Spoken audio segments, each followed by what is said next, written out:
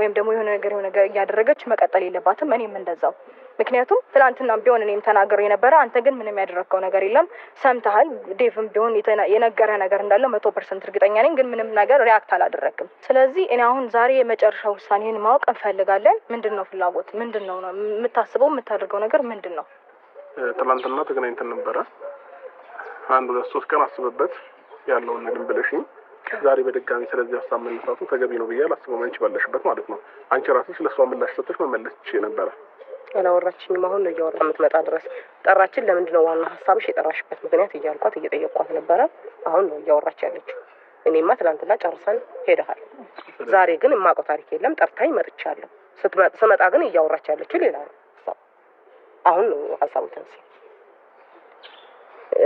እንግዲህ ምን ብዬ ልመልሳት? ትናንትና ቪዲዮ ካላየሽ ጊዜ ስጡኛ ላይ ሌላ ነገር እየፈጠርክ የነበረው። ስለዚህ በቃ ትክክለኛውን ውሳኔህን ማወቅ እንፈልጋለን። ገባ? እሱች ስለ ሄርሜላ አስበሽ አይመስለኝም። ስለ ራስሽ ብቻ አውሪ እስቲ። ይኸውልህ ካብሽ እኔም እንደምልክ አላውቅም። አሁን ድጋሚ አንተን ማስጨነቅ ምናምን አልፈልግም። ግን ደግሞ አሁን ነው ያነሳችው ሀሳብ ትክክል ነው ብዬ አስባለሁ። ማለት እኔ ከህይወታችሁ እወጣለሁ። ከዚህ በኋላ ከአንተ ጋር አልቀጥልም። ከህይወትህ እወጣለሁ። ከህይወቴ ይውጣልኝ ብዬ የራሴን ህይወት ለመኖር እየሞከርኩ ነው ያለሁት። ኦፍኮርስ በጣም ከብዶኛል። እንዴት ነው ከሚወዱትና ከሚያፈቅሩት ሰው ባንድ መልስ ይሆናል ብዬ አላስብም። እንጃ። እኔ ምናልባት ከቆረጥኩት ሀሳብ የሚያስነሳኝ ሀሳብ ካለ ንገረኝ። ካሰብኩት ከወሰንኩበት ሀሳብ ላይ የሚያስነሳ ሀሳብ አለ ወይ?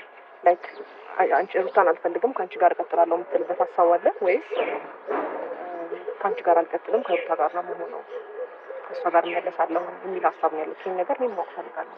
ትናንትም ተገናኝተን ነበረ። አንቺ ምን ትገመልሽ?